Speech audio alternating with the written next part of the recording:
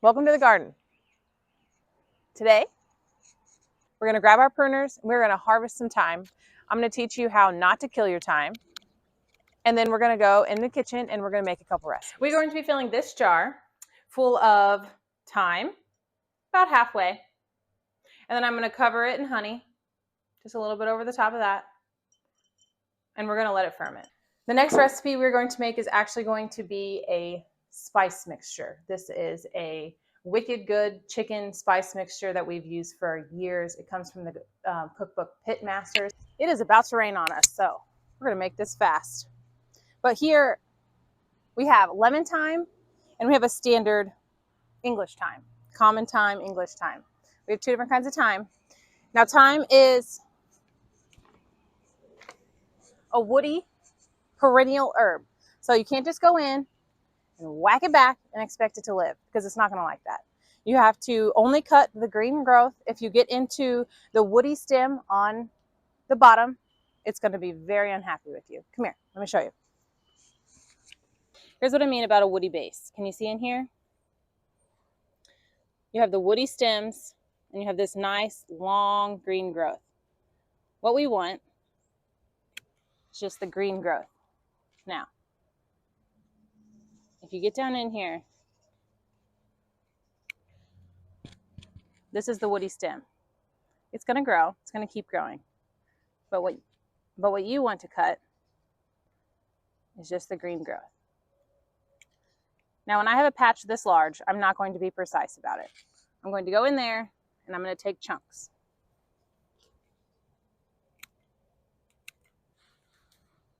You don't really want to just cut it off with a hedge trimmer, which you can, but this way I can go in here and I can cut down what I want. I can see where that woody base is, and we can go from there. I don't necessarily want all these flowers, so I'm just going to chop them off. And I'm going to keep these in bundles. For growing thyme from seed, I definitely recommend the winter sowing method in a milk jug. If you've never seen that before, stick around. We'll do that probably in December. But the easiest way is actually to go to a friend's house and ask them for some. You can propagate it, or you can just go to their thyme patch and you can look for a chunk, kind of like this, that's disconnected from the mother plant. What I'm going to do is I'm going to dig up this chunk right here. I'm going to plant it in my hillside project that I have going on. But what you would do is you would go to your friend and you'd ask them for some thyme. And gardeners, we love to share. So you're going to dig it up. This right here could be 3, 4, maybe even more plugs. And you can take it to your house and put it where you want, a little bit of a ground cover. It's low growing, it spreads. I use it at least once a week. And I have 2 recipes that I'm going to share with you a little bit later, once we get all this thyme cut down. If I could stop talking so much, it'd be a lot faster.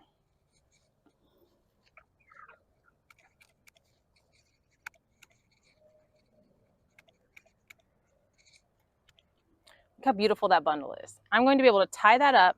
This will dry. It's just going to be great. I'll be able to use it all winter long. Now, I've already mentioned that I'm not a rule follower gardener. I didn't follow the 2/3 rule. So why should we follow the don't cut into the woody base rule? I'm not going to cut into the woody base. It keeps the plant happy. This keeps it cut back, but it also doesn't get mad at me. Thyme is so hardy. I never water this patch. It's just here. I have a patch over by my kitchen, and it is planted basically in what was my gravel driveway. I didn't want my driveway so large, so I put in a raised bed that where we cut oregano down. Yeah, was a driveway. It was a gravel driveway. There's a little bitty strip of grass. I didn't want that anymore, so I made it an herb garden. There are hundreds of types of thyme. You can grow them from seed. Like I said, the winter sowing method is the easiest, but you can grow them indoors. You can get some from a friend. I would highly recommend having thyme. So I'm going to finish this patch. I am going to go ahead and use a trimmer, not a hedge trimmer, but a trimmer to trim back this lemon thyme, because I don't want it to dry. I don't think it tastes good. whenever I dry it, so I don't want it to dry. But I do want to cut it back so it keeps this plant nice and healthy. Because if you see in there, I haven't cut it back and it's pretty brown. It is not loving its life. So we're going to cut it back, not into the woody base, but cut it back pretty hard so that it can come back and be awesome and I can use it for fresh eating. Now you're probably thinking, you cut all your thyme. Now you're not gonna have any for all summer long. This is not my only thyme patch. I have 2 or 3 more and I continue to add more because I love it. But let's head to the kitchen and I'm gonna show you how we use it. I'm not gonna ask you to subscribe to this channel, but my editor, aka my husband, he'd like to know why. So if you could comment and let him know why you're not subscribing, that'd be great. He's going to be inside reading those comments, and I'm going to be out here enjoying this beautiful garden.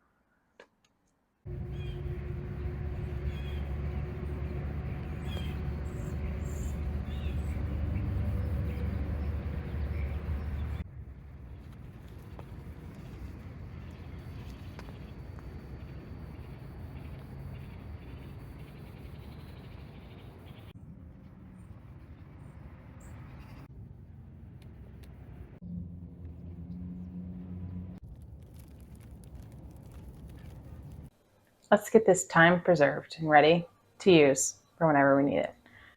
So this thyme has been cleaned and dried, and we're going to use that for our ferment. So push it off to the side. This thyme here has been shaken out, looked over, and I'm going to dry it, just like I did with the oregano in our last video. You're going to take it, you're just going to make a bunch. Take it and you're going to hang it. That's all you got to do. And that's how you preserve that. Is what that thyme looks like after it's been dried. I did this late in the season last year because one of our recipes that we're going to do today, requires dried thyme. So you can see that this was done on twine with a little loop.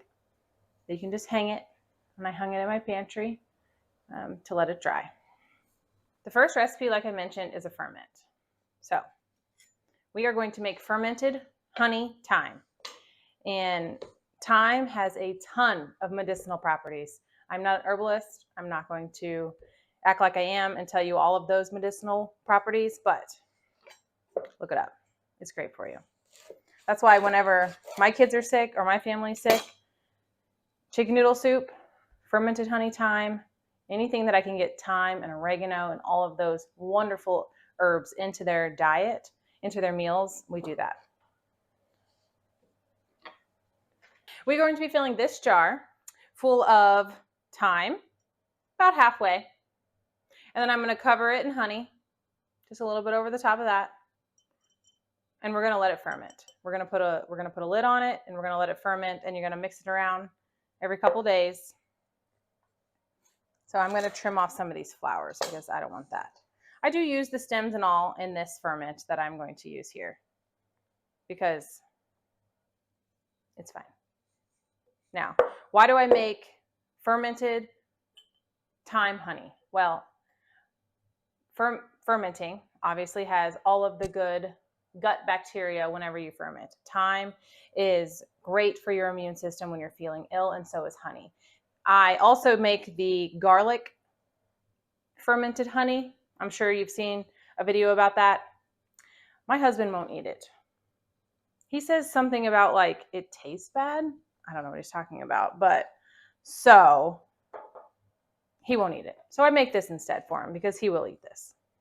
We're just going to stuff our thyme in there.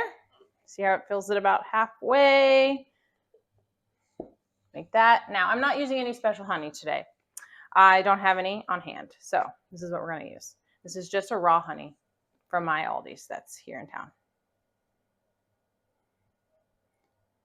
It does take quite a bit of honey to do this, but you can use this in marinades. You can use this fermented thyme honey for dressings. Like if you make a salad dressing, it makes a wonderful salad dressing, especially if you pair it with some apple cider vinegar that you make, or just buy. And then it's also great in teas, just a spoonful of it when you're kind of feeling under the weather. I guess it just helps your body and helps the immune system. I try to consume as many herbs as I can just to help my body. Give it a little extra. I'm pretty hard on it. You can see we're just going to mix it in. Now this honey, as it ferments with the thyme, is going to become a little bit more liquid. It's kind of a strange process, but it's just like whenever you make the fermented,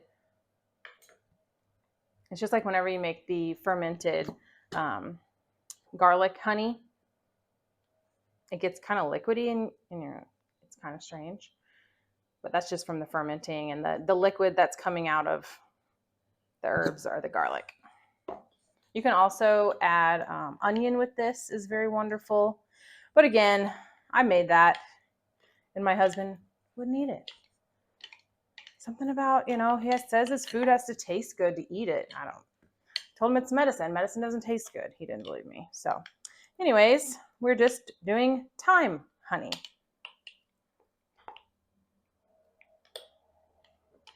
Getting there. Almost there. Let's put a little bit more. Now we're going to be out of honey. So, excuse me.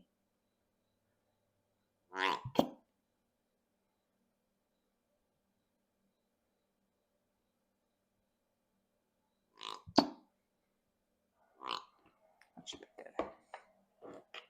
And you can go back in and top this off with a little bit more honey as you see that you need it.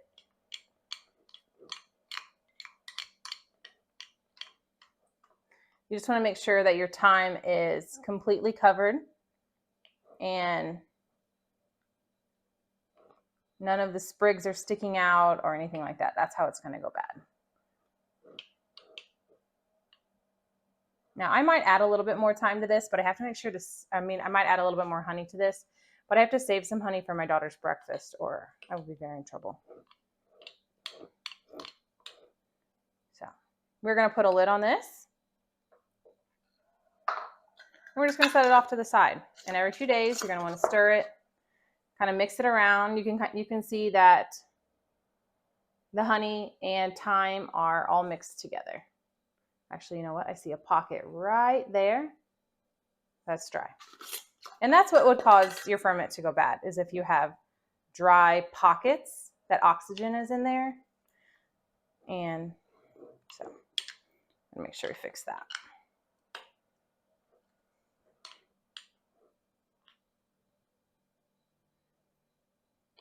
I grow thyme for culinary purposes, but I also grow it for medicinal purposes as well. And pollinators. Pollinators love the thyme when I let it go to bloom. So there's that one. Let's move on to the next one. Off to the side over here, in about this time of year, there are ferments and spices and things drying and all of that stuff. And so my kitchen gets very full of experiments throughout the year, as my husband likes to call them. Clean up our mess, and we are going to move on.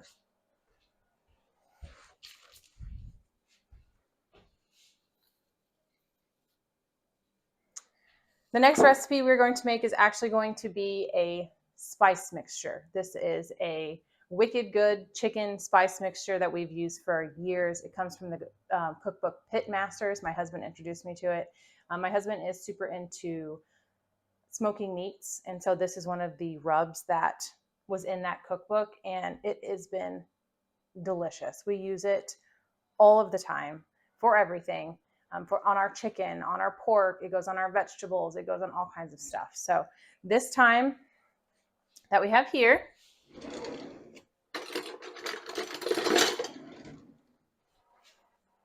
is from last fall, and I never got around to taking it off the stem so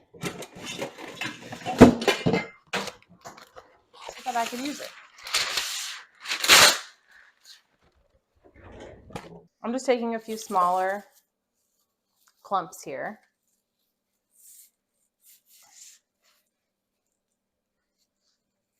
We're taking off the top half, and the leaves just kind of fall off. And then we're brushing our fingers on the bottom half And again, the leaves are falling off.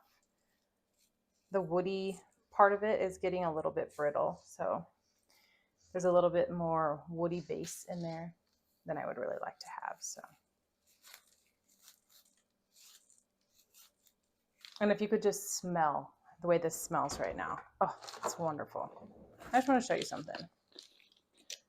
The difference in the way thyme from the store looks. See, it's almost brown. And then this is the fresh thyme. See how much greener it is, more vibrant? That's going to taste better. That's why we process our own herbs. Some of them.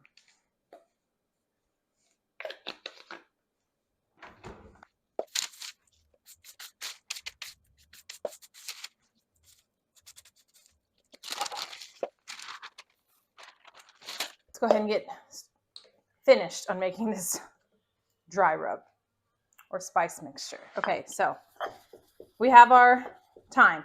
We're grinding it. Not to a powder, but just enough. Nobody wants to bite into a big stem. And then we are going to add our teaspoon of black pepper and grind it a little bit more. Now in the bowl over here, I have already added all of the other ingredients. We have salt, garlic, paprika, chili powder, onion powder, sugar. That's it.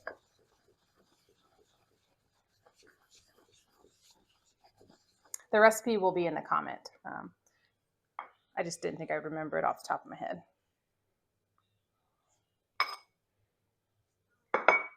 Then we're just going to grind it together.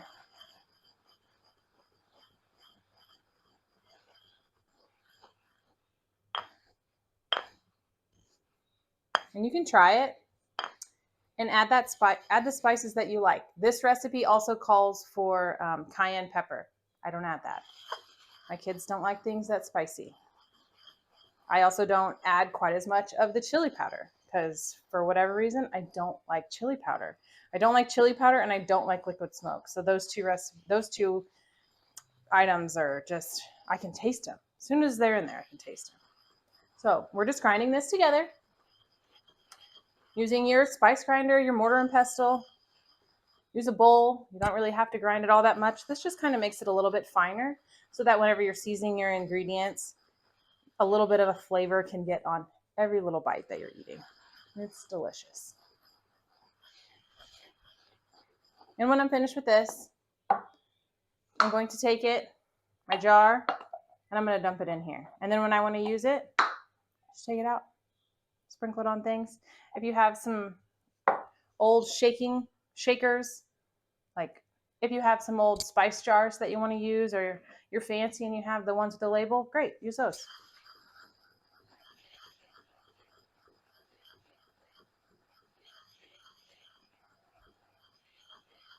Thank you so much for watching today. We'll see you in the next video.